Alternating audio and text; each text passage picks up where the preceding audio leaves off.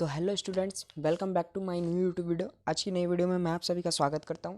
ठीक है, तो आज के इस वीडियो में मैं आपको बताऊंगा शीत युद्ध का दौर। हमारा ये चैप्टर हम स्टार्ट करने वाले हैं कि आखिर शीत युद्ध का दौर था क्या। देखिए, इसमें सबसे पहले तो मैं आपको ये बता दूं, दौर से आपको मतलब समझना होगा। दौर का मतलब होता है वो एरा, यानी वो टाइम पीरियड कि जिसमें वो काम हुआ था। और शीत युद्ध का मतलब होता है एक ऐसा युद्ध, यानी कि एक ऐसी लड़ाई जिसमें हम आमने सामने ना आकर कंपटीशन करते हैं। ठीक है, यानी आमने सामने मतलब तलवार अलवार ना लेकर, बंदूक बंदूक ना चलाकर ऐसी लड़ाई करते हैं जिसमें हम एक दूसरे के साथ कंपटीशन करते हो, एक होड़ करते हो। ठीक है, लेकिन वो कंपटीशन ऐसा नहीं कि आमने सामने कंपटीशन भी करने लगे, नहीं, छुप छुप कर कंपटीशन, शांति तरीके से। ओके, तो आज के इस चैप्टर में मैं आप सभी को यही बताने वाला हूँ कि आखिर शीत युद्ध का दौर यानी कि कोल्ड वॉर एरा क्या था। सबसे पहले तो आप इसमें ये समझ लिए कि शीत युद्ध से क्या अभिप्राय है। देखिए, मैं आपको इसमें दो मेन पॉइंट सबसे पहले बता दूं। इसमें दो मेन पॉइंट ये हैं कि पहला है प्रथम खाड़ी युद्ध, प्रथम विश्व युद्ध, और दूसरा है द्वितीय विश्व युद्ध। ठीक है, प्रथम विश्व युद्ध जो हुआ था वो 1914 से लेकर 1918 तक चला था। ठीक है, और द्वितीय विश्व युद्ध जो है वो 1939 से लेकर 1945 यानी 1939 से लेकर 1945 तक चला था। अब आप ये सोच रहे होंगे कि मैं आपको ये सब क्यों बता रहा हूँ अभी से। ऐसा इसलिए क्योंकि 1939 से और 1945 तक जो युद्ध चला था, द्वितीय विश्व युद्ध, उसी के बाद से शीत युद्ध की शुरुआत हुई थी।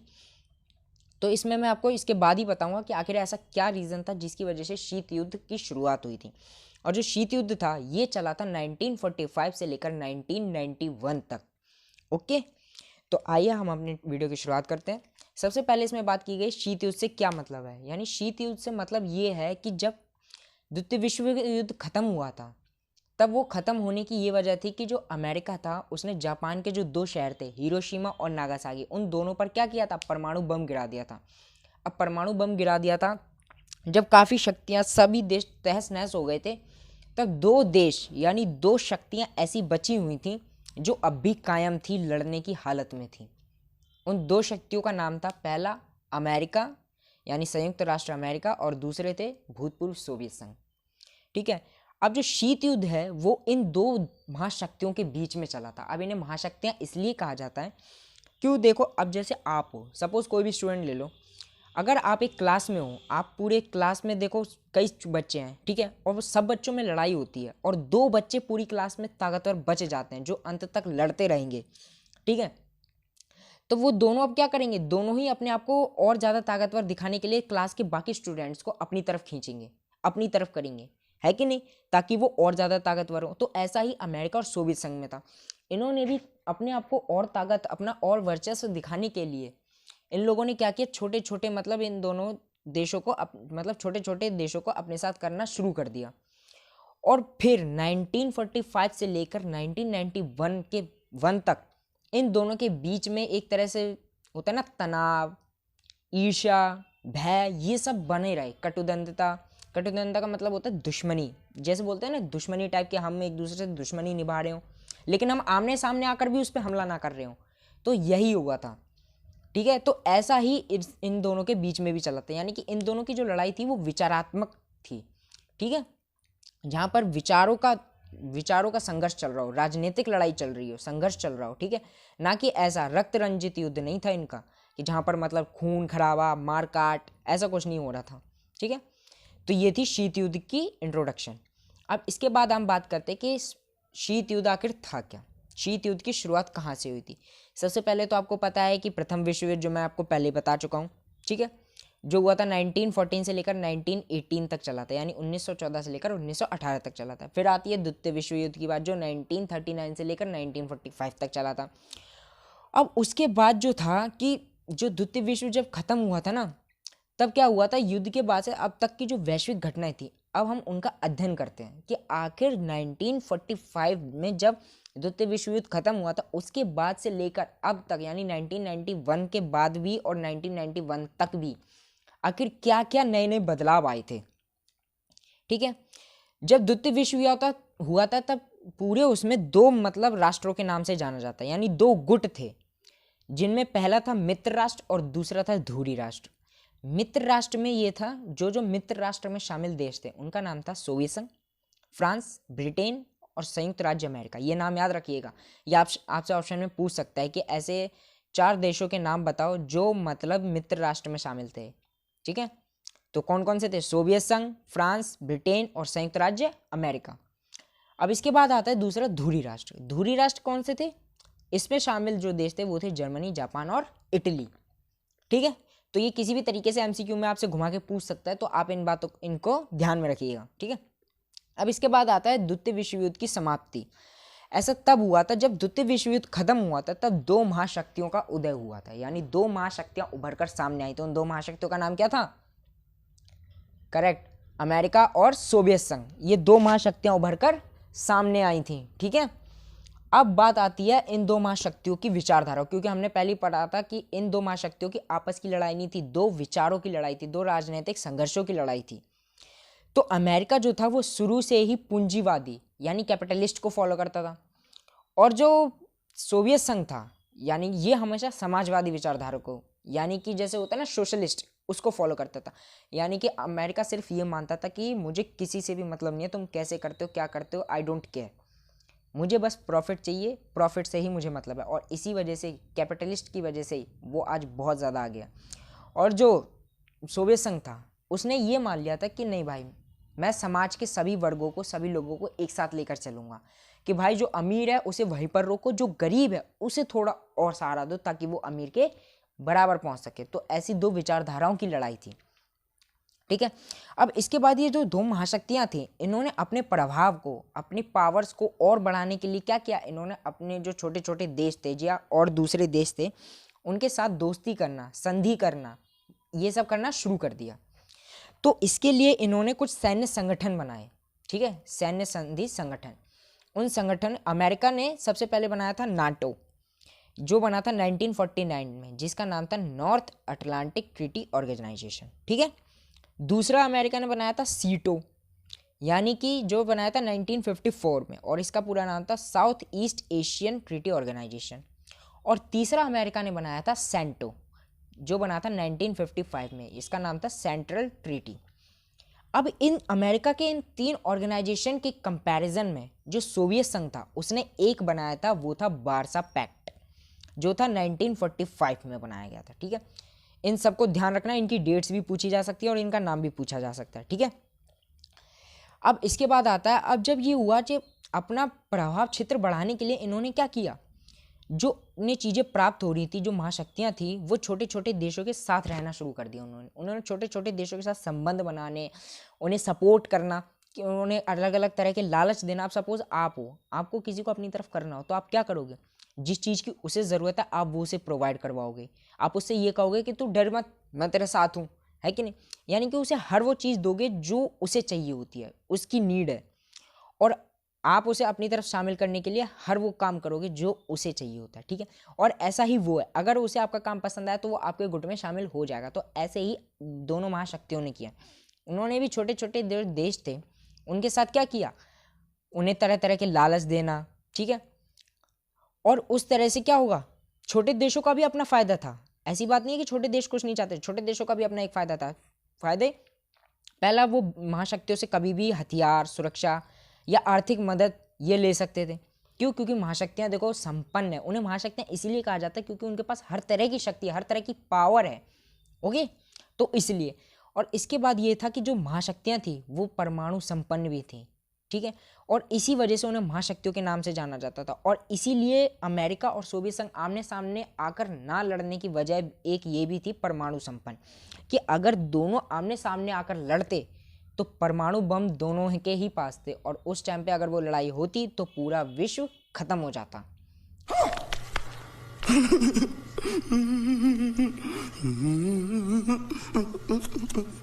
ठीक है, और इसीलिए परमाणु युद्ध को रोकने के लिए ही रक्त रंजित युद्ध के स्थान पर उन्होंने क्या किया, प्रतिद्वंदिता, तनाव, टेंशन, ये सब बना रहा, और इसे ही शीत युद्ध का नाम दिया गया। यानी कि ऐसा युद्ध जो आमने सामने ना आकर उसकी होड़ लगाई जाए, यानी उसकी रेस की जाए, उसका कंपटीशन किया जाए कि मैं आगे हूँ, मैं आगे हूँ, मैं ज़्यादा ताकतवर हूँ। तो इस तरीके से, और इसे ही शीत युद्ध का नाम दिया गया। अब यहाँ तक तो किसी को कोई डाउट नहीं होगा। अगर कोई डाउट है तो आप मुझे कमेंट बॉक्स में पूछ सकते हैं। ओके, अब इसके बाद आता है कि महाशक्तियाँ छोटे देशों से, महाशक्तियों को क्या लाभ होता था। ठीक है। यानी कि जो महाशक्तियाँ थी वो छोटे देशों के साथ संबंध क्यों रखती थी, इसके मैं आपको पॉइंट्स बता देता हूँ। अगर आप चाहें तो इन पॉइंट्स को बड़ा कर सकते हैं, या अगर आप इन पॉइंट्स को डायरेक्ट भी लिख सकते हैं तो आपको नंबर मिल जाएंगे, नंबर नहीं कटेंगे। ठीक है। पहला पॉइंट है, छोटे देशों से उन्हें प्राकृतिक संसाधन प्राप्त हो जाते थे। कि मतलब अगर आप, ये तो आपको बताने की जरूरत नहीं पड़ी होगी कि अगर महाशक्तियाँ कुछ भी चाहिए तो वो छोटे छोटे जो देश थे वहाँ से वो प्राकृतिक संसाधन, कुछ भी खाने पीने की चीज़ें या कुछ लकड़ी लकड़ी ऐसी चीज़ें प्राप्त कर सकते थे। दूसरा, दूसरे देश पर नज़र रखने के लिए, दुश्मन देश पर नज़र रखने के लिए अपने सैन्य ठिकाने वहाँ स्थापित कर सकते थे। मतलब अपनी सेना को वहाँ पर लगा सकते थे एज अ, मतलब उसके लिए, सुरक्षा के लिए, कि हम भाई अपने देश की निगरानी कर रहे हैं, ये नहीं। लेकिन वो करते क्या थे, दूसरे जो उनका दुश्मन देश होता था उस पर नज़र रखते थे। तीसरा पॉइंट है आर्थिक सहायता प्राप्त करना। कि मतलब जो महाशक्तियाँ थी कभी कभार उन्हें छोटे देशों से लाभ भी मिल जाता था, लाइक प्रॉफिट्स, ये सब कई तरीके से उन्हें छोटे छोटे प्रॉफिट मिल जाना तो वो उनका इस्तेमाल भी कर लेते थे, तो उन्हें एक तरह से आर्थिक सहायता भी मिलती रहती थी। और चौथा पॉइंट है भू क्षेत्र। यानी जो महाशक्तियाँ थीं वो छोटे देशों से इसलिए भी संबंध रखती थी ताकि वो अपने हथियार और अपनी सेना का संचालन कर सकें। यानी कि दुश्मन देश पर नज़र रखकर छुपके से अपने हथियार भी बना सके और साथ ही साथ ज़मीन भी उन्हें ज़्यादा से ज़्यादा मिल जाती थी। ठीक है।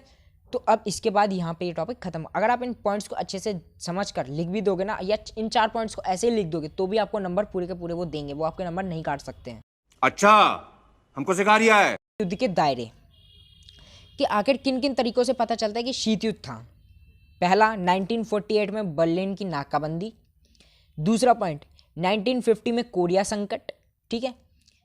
तीसरा पॉइंट, 1954 से 1975 तक वियतनाम में अमेरिकी हस्तक्षेप, यानी कि अमेरिका वियतनाम में जितना भी काम हो रहा था उस सब में हस्तक्षेप कर रहा था। चौथा पॉइंट, 1956 में हंगरी में सोवियत संघ का हस्तक्षेप। और पांचवा पॉइंट था 1962 में क्यूबा मिसाइल संकट। ठीक है। ये मेन पॉइंट था। क्यूबा मिसाइल संकट ये था कि मतलब जो अमेरिका द्वारा सोवियत संघ द्वारा क्यूबा में मिसाइलें तैनात कर दी गई थी अमेरिका पर अटैक करने के लिए। ठीक है। तो उन्होंने जब अमेरिका को, और अमेरिका के जो राष्ट्रपति थे उन्हें ये सारी जानकारी एक हफ्ते बाद पता चली थी कि क्यूबा में सोवियत संघ ने अपनी मिसाइलें तैनात कर दी हैं। तो उन्होंने जब जवाबी कार्रवाई की तो उन्होंने क्या कहा, जो उसके सोवियत संघ के राष्ट्रपति थे उन्होंने उनसे कहा कि अगर आपने अपनी मिसाइलें नहीं हटाई तो जवाबी कार्रवाई में हमें भी अपनी मिसाइलों का इस्तेमाल करना पड़ेगा, और कहीं ऐसा ना हो फिर कि हम आपके पूरे देश को ही तबाह। गजब बेइज्जती है। क्या करना पड़ा, अपनी मिसाइलें पीछे हटानी पड़ी। ठीक है। ये कुछ पॉइंट्स हैं और इनकी डेट बाय डेट याद रखना आप। ठीक है। उसके बाद आता है दो ध्रुवीयता को चुनौती। दो ध्रुवीयता का मतलब, जब अमेरिका और सोवियत संघ उभर कर सामने आए थे तो इन्हें प्रथम एक ध्रुवीय और दो ध्रुवीय, इन दो के नाम से जाने लगा, यानी पिलर के नाम से। ठीक है। जैसे हमारा ध्रुव तारा होता है ना, उसी नाम से जाने लगा। क्यों? क्योंकि एक विश्व की महाशक्ति थी। अब इन्हें चुनौती देना कोई आसान बात तो है नहीं, तो इन्हें चुनौती देने के लिए एक नया आंदोलन, यानी एक नया गुट उभर कर सामने आया। उसका नाम था गुट निरपेक्ष। यानी गुट निरपेक्ष जो था वो आंदोलन था एशिया और अफ्रीका के नव स्वतंत्र राष्ट्रों ने चलाया था। ठीक है। इन्होंने क्या मांग की थी कि हम स्वतंत्र रहना चाहते हैं, हम किसी भी महाशक्ति के साथ नहीं जुड़ना चाहते हैं, ना हम अमेरिका के साथ जाना चाहते हैं, ना हम सोवियत संघ के साथ जाना चाहते हैं, हम स्वतंत्र रहना चाहते हैं। तो इस वजह से, और जब गुट निरपेक्ष सामने आया, प्रभुत्व में आया, संपन्न में आया, तो इसके साथ साथ ये कई देश ऐसे थे जो अलग रहना चाहते थे। तो उनके पास ये एक ऐसा विकल्प था, यानी एक ऐसा अपॉर्चुनिटी, या हम कह सकते हैं ऑप्शन था, कि ये ना तो अमेरिका के गुट में शामिल हो ना सोवियत संघ के गुट में शामिल हो, ये निष्पक्ष रूप से स्वतंत्र हैं। तो कई ऐसे देश थे नव स्वतंत्र, यानी नए देश थे, नए न्यू कंट्रीज थी जो जाकर गुट निरपेक्ष में शामिल हुई। और धीरे धीरे गुट निरपेक्ष देखते देखते ये भी अपने आप में एक महाशक्ति के रूप में बनने लगा। और यही वजह थी जिसकी वजह से अमेरिका और सोवियत संघ दोनों की ही शक्ति खतरे में पड़ गई। क्यों? क्योंकि कई छोटे छोटे देशों ने मिलकर अपने आप को एक बड़ी ताकत बना दिया था। कहते हैं ना, एक लकड़ी तोड़ोगे तो टूट जाएगी, लेकिन अगर लकड़ियों का गट्ठर एक साथ तोड़ने की कोशिश करोगे तो वो नहीं टूट सकता। ठीक है। तो ऐसा ही इनके साथ भी हुआ था। अब इसके बाद आता है गुट निरपेक्ष आंदोलन का पहला सम्मेलन, यानी कि इन लोगों की बैठक, वो हुई थी 1961 में बेलग्रेड में, यानी यूगोस्लाविया में, जो यूगोस्लाविया की राजधानी है बेलग्रेड। ये नाम और डेट याद रखना, आपसे ऑप्शन में पूछ सकता है। दूसरा होता है जिसकी नींव 1955 में अफ्रो एशिया सम्मेलन में रखी गई थी, बांडुक सम्मेलन जिसका नाम था। इस आंदोलन के संस्थापक और देश नेता के नाम हैं। इसमें 5 देश थे और उनके नेता थे, ये नाम आप याद कर लीजिएगा, ठीक है। पहले संस्थापक देश थे हमारे भारत और उसके नेता कौन थे? पंडित जवाहरलाल नेहरू। दूसरे संस्थापक देश थे मिस्र, जिसके नेता थे कर्नल नासिर। तीसरे संस्थापक देश थे इंडोनेशिया, जिसके वो नेता थे डॉक्टर सुकर्णो। चौथे संस्थापक देश थे यूगोस्लाविया, जिसके नेता थे मार्शल टीटो। और 5वें संस्थापक देश थे घाना, जिनके नेता थे वामे एंड क्रूमा। ओके, तो ये नाम आप याद कर लेना। इसके कई तरह के फिर सम्मेलन हुए अलग अलग देश में। गुट निरपेक्ष को कई अलग अलग देशों में जाकर सम्मेलन यानी कि बैठकें करनी पड़ी और आखिरकार 2016 में, और जब वर्तमान की अगर हम बात करें तो गुट निरपेक्ष की सदस्य संख्या 120 कंट्रीज हैं, यानी अकेले गुट निरपेक्ष में 120 कंट्री शामिल हैं। तो आप लगा लो ये बड़ी ताकत क्यों नहीं हो सकता, है कि नहीं। और इसके साथ साथ इन्होंने क्या किया, कई अंतर्राष्ट्रीय शिखर सम्मेलनों में वो सहयोग लिया और साथ ही साथ कई मुद्दों पर अपना विचार भी व्यक्त किया, जैसे आतंकवाद, संयुक्त राष्ट्र सुधार, पश्चिम एशिया की स्थिति, संयुक्त राष्ट्र की शांति अभियान, जलवायु परिवर्तन, परमाणु परिवर्तन, निशस्त्रीकरण। ऐसे कई मुद्दों पर इन्होंने क्या किया, अपना योगदान दिया। और साथ ही साथ जो 18वां सम्मेलन था, जिसे नाम NAM के नाम से जाना जाता है, ये अजरबैजान में आयोजित हुआ था, जो 2019 में हुआ था, ठीक है। अब इसके बाद आती है बात नव स्वतंत्र अंतरराष्ट्रीय आर्थिक व्यवस्था। ओके, इसका सीधा सिंपल सा मतलब होता है कि ऐसे राष्ट्रों को अपॉर्चुनिटी देना जो पूरी तरह से नए हों, जिनका नया नया जन्म हुआ हो। सिंपल सा मतलब है कि वो भी अपना डेवलपमेंट कर सके, अपने आप को विकसित कर सकें, ठीक है। इसके बाद बात आती है भारत और शीत युद्ध की। तो शीत युद्ध के दौरान देखो, भारत जो था ना, भारत ने एक बहुत बड़ी भूमिका निभाई थी। क्यों? क्योंकि शीत युद्ध को रोकने में सबसे बड़ा हाथ भारत का रहा है। भारत ने अमेरिका और सोवियत संघ के बीच में ना कि सिर्फ संबंधों को सुधारा है, बल्कि इसके साथ साथ उन्हें परमाणु शक्ति का इस्तेमाल करने से भी रोका है। और साथ ही साथ जो उनके बीच में मतभेद थे, जो कटुबंधता थी, उनको भी दूर करने का पूर्ण प्रयास किया है, जिससे क्या हो सके, विश्व में शांति आ सके, ठीक है, और सभी मिलजुल कर एक साथ रह सकें। अब इसके साथ साथ इसी के लिए, इन सबको मतलब रोकने के लिए कि ज़्यादा लड़ाई ना हो, इन सभी ने शस्त्र नियंत्रण संधियां की थी कि हम शस्त्रों का इस्तेमाल यानी अपने वेपन्स का इस्तेमाल कुछ सोच समझ कर करेंगे, कुछ नहीं संधियों के तहत करेंगे, ठीक है, लिमिटेशंस के, जिनमें से सबसे पहली थी LTBT यानी सीमित परमाणु परीक्षण संधि, जो बनाई गई थी 5 अगस्त 1973 में। ये डेट याद रखिएगा, ये आपसे पूछी जा सकती है कि सीमित परमाणु परीक्षण संधि यानी LTBT कब बनाई गई थी? 5 अगस्त 1963 यानी 5 अगस्त 1963। यही नहीं, अभी और सुनिए। अस्त्र परिसीमन वार्ता, ठीक है, यानी कि हम अपने वेपन्स को लिमिटेड करेंगे, ठीक है। ये दो बार बनाई गई थी। पहली थी 26 मई 1972 को और दूसरी 18 जून 1972 को, ठीक है। 2 बार इसकी बैठक हुई थी। तीसरी है स्टार्ट यानी सामरिक अस्त्र न्यूनीकरण संधि, मतलब हम अपने अस्त्र को लिमिटेड कर देंगे, ओके। इसकी भी 2 बार हुई थी, 31 जुलाई 1991 और 3 जनवरी 1993। तो अगर ऑप्शन में ये 2 डेटें दी गई हैं तो आप दोनों ही सही कर सकते हैं। लास्ट वाली है NPT यानी परमाणु अप्रसार संधि, जो बनाई गई थी 1 जुलाई 1968 में, ठीक है। अब इसके बाद आता है, इसमें एक और पॉइंट और है कि परमाणु संपन्न देश आखिर हैं कौन कौन। तो मैं आपको पहले उनमें नाम बता दूं कि NPT में जो परमाणु अप्रसार संधि थी, इसमें कुछ देशों के नाम बताए गए थे, यानी 5 परमाणु संपन्न देश जो कि जाकर पूर्व सोवियत संघ ही मतलब परीक्षण कर सकते हैं और उसके अलावा कोई देश परीक्षण नहीं कर सकता। पहला NPT के मुताबिक पहला फ्रांस, दूसरा जर्मनी, तीसरा अमेरिका, चौथा ब्रिटेन और 5वां रूस। रूस तो है वो सोवियत संघ का जब विघटन हुआ था, ये आपको मैं नेक्स्ट चैप्टर में बता दूंगा, उसके उत्तराधिकारी के रूप में ही चुना गया था। तो आज की ये वीडियो यहीं पर खत्म होती है, ठीक है। तो आज के बाद हम नेक्स्ट वीडियो में मिलते हैं, ओके। तब तक के लिए आप अच्छे से चैप्टर को रिवाइज कर लीजिए, चाहे तो आप वीडियो को दोबारा देख लीजिएगा, सुन लीजिएगा, और सारे के सारे मेन पॉइंट्स जो मैंने बताया आप उनको ध्यान में रखिएगा और चैनल को सब्सक्राइब कर दीजिए, वीडियो को लाइक कर दीजिए और ज़्यादा से ज़्यादा शेयर कर दीजिए, ठीक है। और साथ ही साथ बेल आइकन को दबा दीजिए ताकि हमारी नई वीडियो की अपडेट आपको मिलती रहे। Good luck.